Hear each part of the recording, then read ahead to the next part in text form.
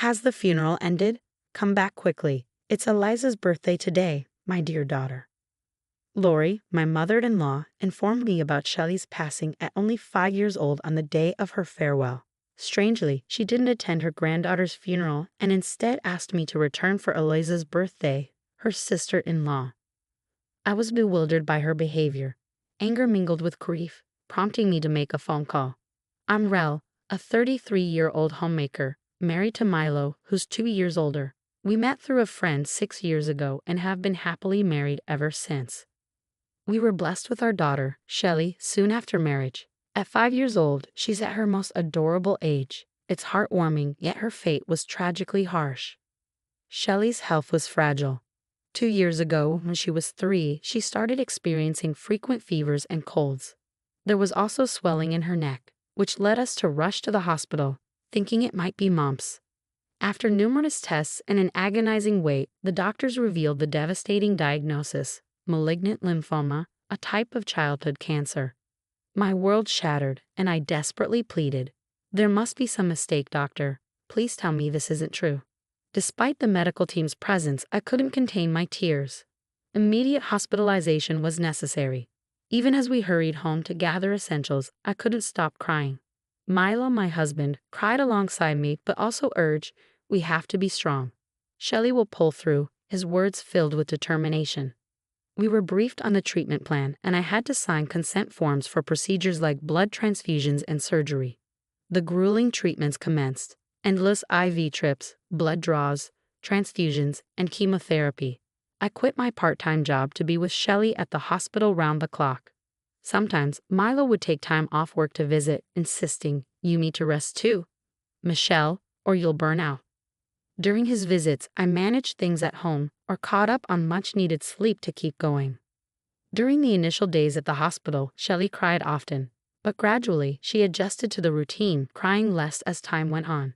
The nurses praised her resilience. Shelly didn't shed a tear today during her injection, they commended.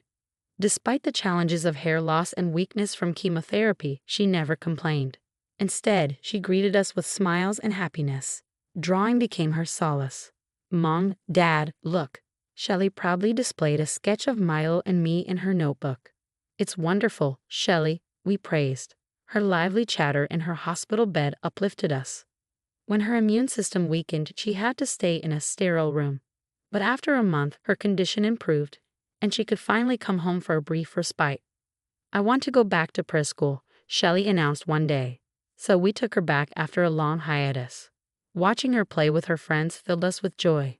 Later, when my mom visited, seeing Shelly lively and cuddled in her arms made it hard to believe she was sick. "Mom, this smells like home," Shelly remarked, sniffing a towel that had been airing at home. Suddenly, she complained of a headache. "Let me check. Oh, you have a slight fever. Stay here. I'll make some soup." After tucking Shelly into bed and rushing to finish chores, the doorbell rang. Glancing at the monitor, I saw Lori. I instantly regretted not ignoring it. Lori's unexpected visit left me speechless. I wanted to ask, "What brings you here?" but held my tongue. Normally, having a caring mother-in-law would be a delight, but Lori, Milo's mom, was the last person I wanted to see. I imagined her retort would be, "Do I need a reason to visit my son's house?" If I dared to ask, "Do you have a hobby of harassing your daughter-in-law?" that might just confirm her suspicions. Since the beginning of our marriage, Lori had continuously harassed me, criticizing my lack of higher education and my appearance, mocking my height and supposed lack of cuteness. Her ability to wield hurtful words astounded me. In the past, my father-in-law acted as a buffer, reprimanding her behavior, which made things somewhat bearable. But after he passed away during our second year of marriage, Lori's mistreatment escalated. Left unchecked, she'd play petty tricks, like ordering steak for me despite my preferences or turning off the hot water while I showered. Milo's older sister, Eliza, a successful career woman married to a prosecutor, was the apple of Lori's eye. She often compared me unfavorably to Eliza, making snide remarks about our differences. Eliza has a son, Jace, in 2nd grade, she'd boast. During Christmas visits, the contrast in Lori's treatment of Jace and Shelly was painfully evident. It seemed as though she couldn't see Shelly's charm simply because she didn't approve of her daughter-in-law. As I busily prepared soup, Lori barged in uninvited from next door. "Yes, Shelly has a fever," I responded tersely, hoping she'd take a hint to leave. But she persisted, commenting, "Such a delicate child. I wonder who she takes after. Certainly not our family. Your dad had cancer, didn't he?" "Yes, Lori, I've explained countless times. This illness isn't hereditary. While my dad did pass away from cancer when I was in high school, malignant lymphoma isn't genetic, except in certain virus-related cases. How many times must I repeat myself? Is she losing her memory?" In the end, Lori merely glanced at Shelly, made her spiteful remarks, and departed. I couldn't help but wonder if she was suffering from dementia. After checking on Shelly, exchanging a few sarcastic words, I left perplexed by Lori's purpose. Perhaps she was just bored. For a year, Shelly moved between hospital care and brief respites at home. After about a year and a half of intense treatment, she finally completed her therapy, and we welcomed her back home. She returned to preschool, and we even enjoyed a family trip to the aquarium, where she walked around with boundless energy. I never lost hope in Shelly's recovery. However, when she turned 5, a year after leaving the hospital, my worst fears materialized. She relapsed. The treatments resumed, including spinal injections, radiation therapy, and battles with pneumonia and high fevers.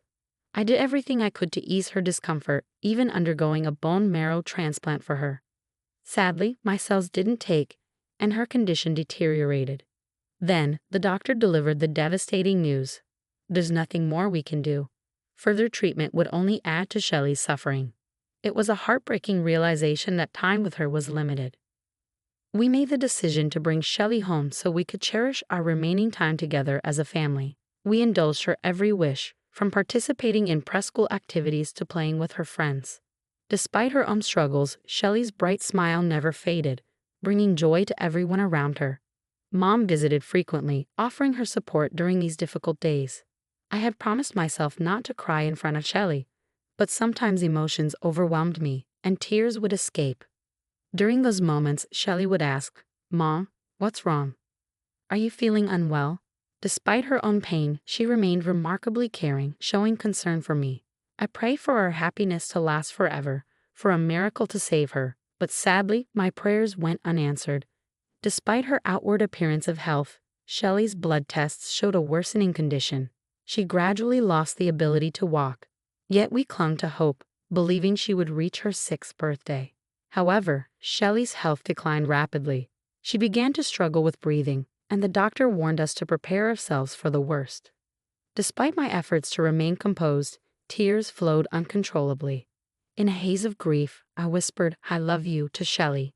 Despite her own weakness, she summoned the strength to utter her final words. As dawn broke and Shelly's condition worsened, the doctor tried desperately to save her. We pleaded for her to hold on, taking turns holding her in our arms, wishing for her to find peace. Shelly fought bravely, but eventually she slipped away from us. "Shelly, please respond. Open your eyes." I clung to her hand, which grew colder by the moment. There was no time to process my grief. I was immediately consumed by the whirlwind of funeral arrangements and preparations. Keeping busy seemed like the only way to hold on to my sanity. At the funeral home, I couldn't help but confront Lori, asking, "Are you not coming?" She simply replied, "The living matter more than the dead. Eliza is returning from abroad. It's her birthday today. You need to pick up the cake." Her callousness left me reeling, struggling to contain my anger. "At least bring a gift later. You must come, or I won't forgive you," I demanded. "As if you have the authority to forgive anyone," she retorted. Fed up with her excuses, I blocked Lori's number and reached out to someone for support. Despite the pain, the funeral was filled with people who came to bid farewell. Hospital staff, Shelly's preschool friends, and my own circle of friends. Tears flowed freely as we mourned Shelly's passing, a testament to the love she'd inspired. We adorned her coffin with her beloved sunflowers, and her friends tucked heartfelt letters inside. Milo stood strong as he represented our grieving family. Several hours later, Milo and I stood outside his parents' house. Despite Lori's desperate pleas for help as we entered, we ignored her and made our way to the living room. Inside, Eliza's family and a few relatives had gathered, their eyes fixed on Lori with disapproval. Eliza was the first to address us, offering her apologies. "I'm deeply sorry, Rel. We had no idea today was Shelly's funeral. After blocking Lori's calls, I had reached out to my sister-in-law, Eliza. Despite the ongoing tensions fueled by Lori's behavior and constant comparisons between Eliza and me, we shared a close bond, akin to real sisters. As an only child, I cherished Eliza's presence in my life, and her son Jace often played with Shelly even during her illness. Eliza frequently visited us, showing genuine concern. Unfortunately, this year, Eliza's work commitments abroad coincided with her birthday, overlapping with Shelly's funeral. While we were preoccupied with arrangements, we had entrusted Lori to inform her side of the family. However, Lori's misguided actions led her to inform relatives about a birthday celebration for Eliza's return, omitting any mention of Shelly's funeral. Upon her return, Eliza reached out to me again, only to discover that the burial had already taken place, leaving them waiting for our return. Amidst the somber atmosphere, Shelly's absence was keenly felt as Eliza and others mourned her loss amidst the awkward silence. Lori's words cut deep as she callously suggested, "You can always have another child." The most insensitive remark imaginable. In response, Eliza, with a fiery glare, grabbed the cake meant for her birthday and hurled it at Lori's face. "Cleanse that twisted personality of yours," she demanded, dragging Lori to the shower room and soaking her clothes in the process. Amidst the chaos, when questioned about Lori's actions, I weakly explained. Lori kept pressuring me to rush back for Eliza's birthday preparations. The relatives reacted with shock and disgust. After being drenched in the shower, Lori returned, despised by everyone present. Defending herself, she blurted out, "But it's Eliza's birthday party. She's returning after so long. Shelly was already sick, not expected to survive. Surely Eliza's birthday takes precedence, right?"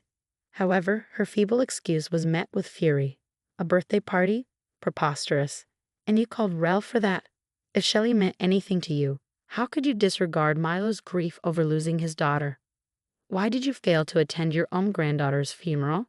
Eliza's righteous anger was unleashed. "No, but," Lori faltered, unable to conjure a suitable excuse. It was then that Jace, her grandson, spoke up softly. "Grandma, do you really love your grandchildren?" "Of course I do, Jace. I love you and Eliza's child," Lori replied defensively. But Jace's next words pierced through the tension. "What does that mean? So Shelly, your granddaughter, wasn't loved because she was sick, but Eliza's child is loved because she's healthy?